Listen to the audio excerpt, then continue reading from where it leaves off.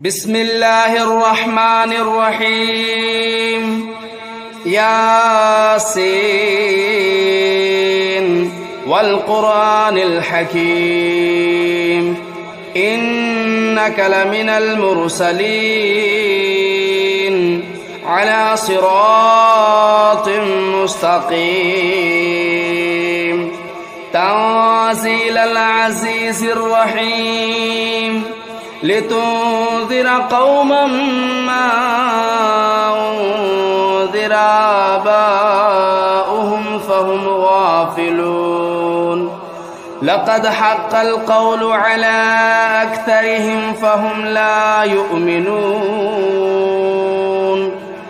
إنا جعلنا في أعناقهم أغلالا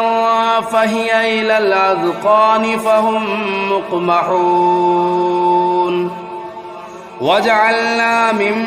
بين أيديهم سدا ومن خلفهم سدا فأغشيناهم فهم لا يبصرون وسواء عليهم أنذرتهم أم لم تنذرهم لا يؤمنون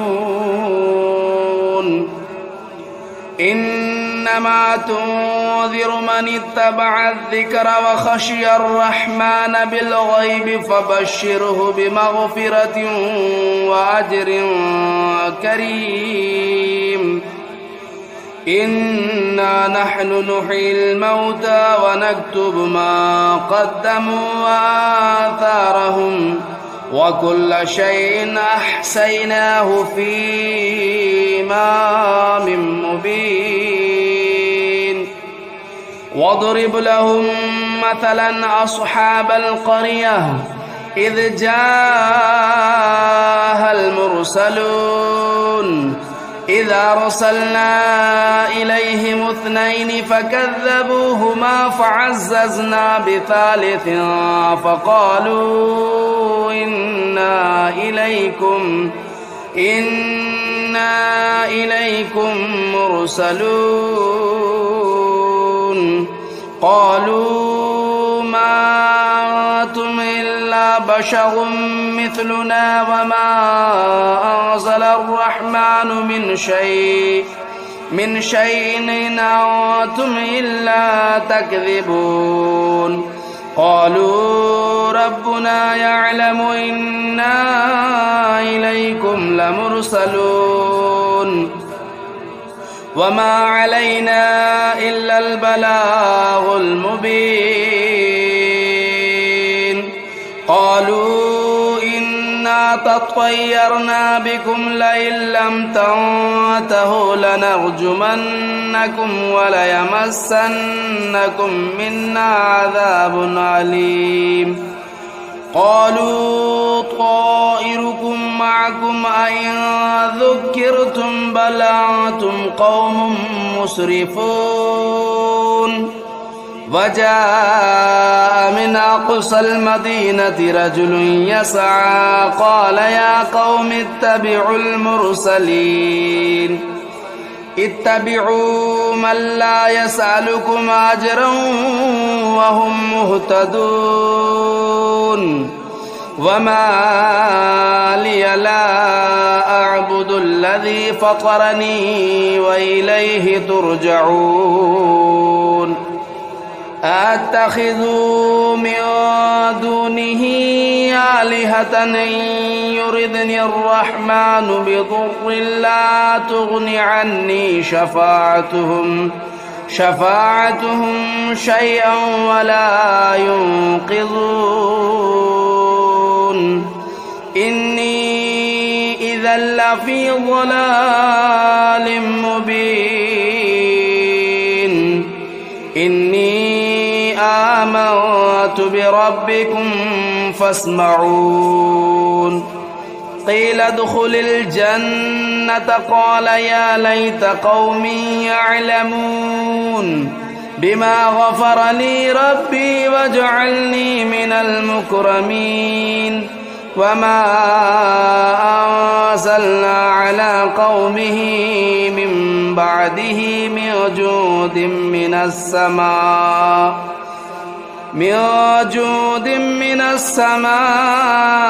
وما كنا منزلين إن كانت إلا صيحة واحدة فإذا هم خامدون يا حسرة على العباد ما يأتيهم من رسول إلا كانوا به يستهزئون ألم يروا كم أهلكنا قبلهم من القرون أنهم إليهم لا يرجعون وإن كل لما جميع لدينا محضرون وآية لهم الأرض الميتة أحييناها وأخرجنا منها حبا فمنه يأكلون وجعلنا فيها جنات من نخيل وأعناب وفجرنا فيها من العيون ليأكلوا من ثمره وما عملته أيديهم أفلا يشكرون سبحان الذي خلق الأزواج كلها مما تنبت الأرض ومن أنفسهم ومما لا يعلمون وآية لهم الليل نسلخ منه النهار فإذا هم مظلمون والشمس تجري لمستقر لها ذلك تقدير العزيز العليم والقمر قدرناه منازل حتى عاد كالعرجون القديم لا الشمس ينبغي لها أن تدرك القمر ولا الليل سابق النهار وكل في فلك يسبحون وآية لهم أنا حملنا ذريتهم في الفلك المشحون وخلقنا لهم من مثله ما يركبون وإن نشأ نغرقهم فلا صريخ لهم ولا هم ينقذون إلا رحمة منا ومتاعا إلى حين وإذا قيل لهم اتقوا ما بين أيديكم وما خلفكم لعلكم ترحمون وما تأتيهم من آية من آيات ربهم إلا كانوا عنها معرضين وإذا قيل لهم أنفقوا مما رزقكم الله قال الذين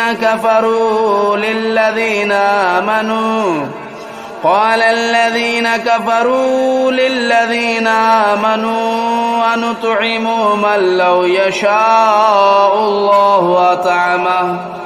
إن أنتم إلا في ضلال مبين ويقولون متى هذا الوعد إن كنتم صادقين ما ينظرون إلا صيحة واحدة تأخذهم وهم يخصمون فلا يستطيعون توصية ولا إلى أهلهم يرجعون ونفخ في الصور فإذا هم من الأجداث إلى ربهم ينسلون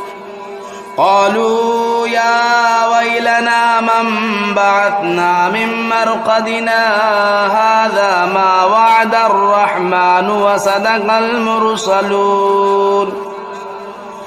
إن كانت إلا صيحة واحدة فإذا هم جميع لدينا محضرون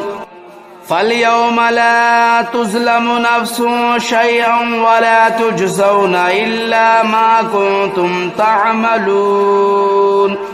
إن أصحاب الجنة اليوم في شغل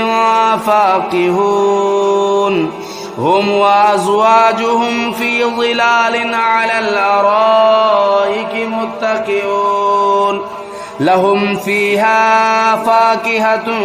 ولهم ما يدعون سلام قولا من رب رحيم وامتازوا اليوم أيها المجرمون ألم أعهد إليكم يا بني آدم ألا تعبدوا الشيطان إنه لكم عدو مبين وأن اعبدوني هذا صراط مستقيم ولقد أضل منكم جبلا كثيرا أفلم تكونوا تعقلون هذه جهنم التي كنتم توعدون اصلوها اليوم بما كنتم تكفرون اليوم نختم على أفواههم وتكلمنا أيديهم وتشهد أرجلهم بما كانوا يكسبون ولو نشاء لطمسنا على أعينهم فاستبقوا الصراط فأنى يبصرون ولو نشاء لمسخناهم على مكانتهم فما استطاعوا مضيا ولا يرجعون ومن نعمره ننكسه في الخلق أفلا يعقلون وما علمناه الشعر وما ينبغي له إن هو إلا ذكر وقرآن مبين لينذر من كان حيا ويحق القول على الكافرين أولم يروا أنا خلقنا لهم مما عملت أيدينا أنعاما فهم لا مالكون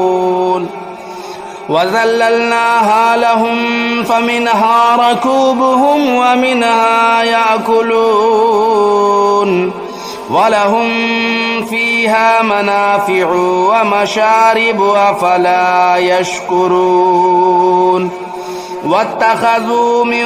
دون الله آلهة لعلهم ينصرون لا يستطيعون نصرهم وهم لهم جند محضرون فلا يحزنك قولهم إنا نعلم ما يسرون وما يعلنون أولم ير الإنسان أنا خلقناه من نطفة فإذا هو خصيم مبين وضرب لنا مثلا ونسي خلقه قال من يحيي العظام وهي رميم قل يحييها الذي أنشأها أول مرة وهو بكل خلق عليم الذي جعل لكم من الشجر الأخضر نارا فإذا أنتم منه توقدون أوليس الذي خلق السماوات والأرض بقادر على أن يخلق مثلهم بلى وهو الخلاق العليم إنما أمره إذا أراد شيئا أن يقول له كن فيكون فسبحان الذي بيده ملكوت كل شيء وإليه ترجعون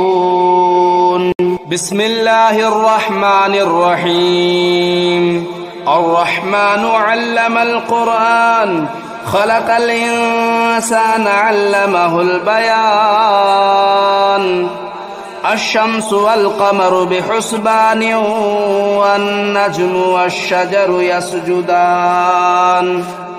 والسماء رفعها ووضع الميزان ألا تطغوا في الميزان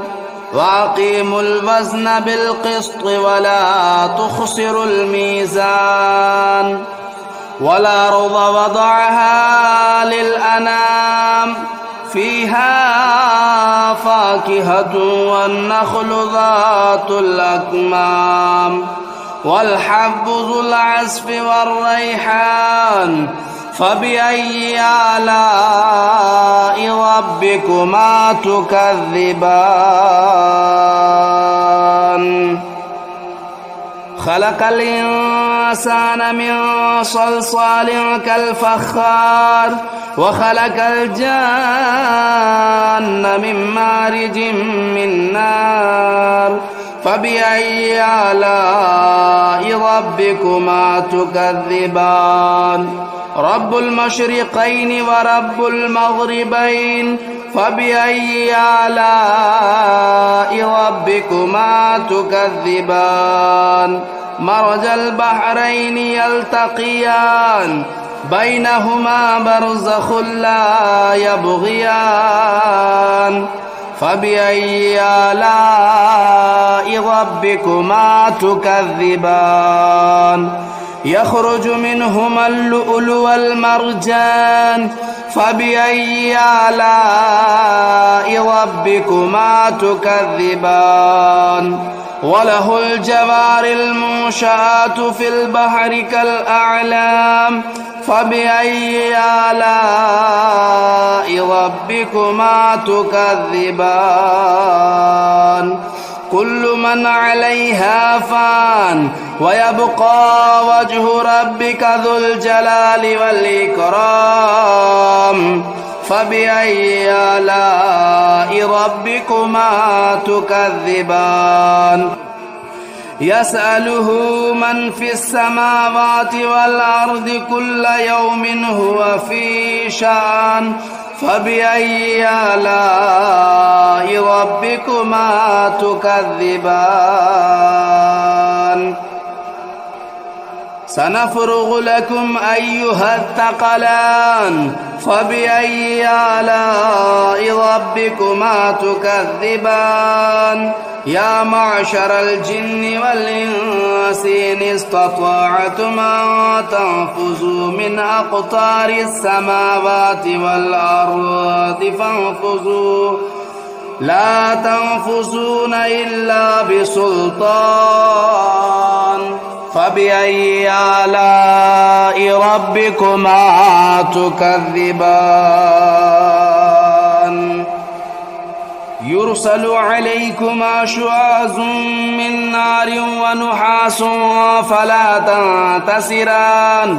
فبأي آلاء ربكما تكذبان فإذا انشقت السماء فكانت وردة كالدهان فبأي آلاء ربكما تكذبان فيومئذ لا يسأل عن ذنبه إنس ولا جان فبأي آلاء ربكما تكذبان يعرف المجرمون بسيماهم فيؤخذوا بالنواصي والأقدام فبأي آلاء ربكما تكذبان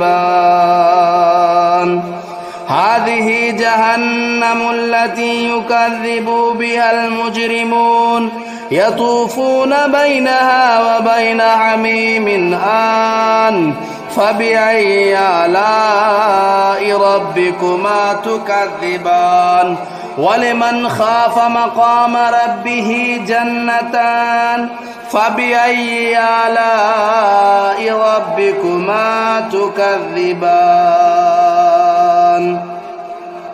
ذواتا أفنان فبأي آلاء ربكما تكذبان